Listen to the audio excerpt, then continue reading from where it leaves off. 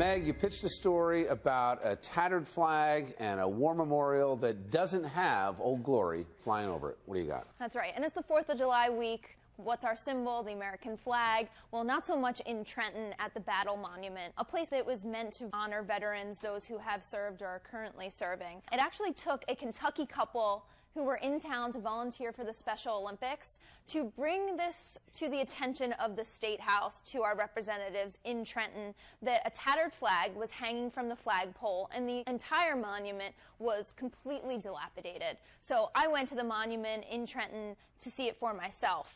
A tattered flag once hung from the pole. That has now finally been brought down, but the fence that surrounds the monument, it's on the ground, the grass is overgrown. That's really a sad sight. So I chased this down with Councilwoman Caldwell-Wilson, who, after she was notified by this Kentucky couple, went out and purchased an American flag on her own.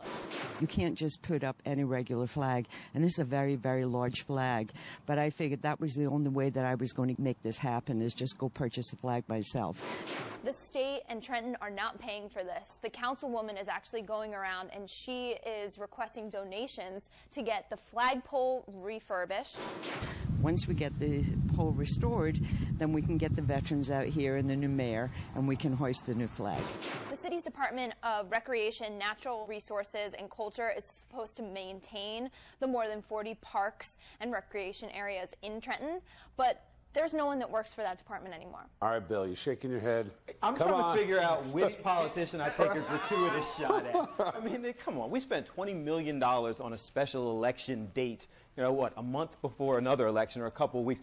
This is ridiculous. I mean, I applaud people who have taken it upon themselves to do it, but all the checks we're writing as a state, this is something that they probably should maintain.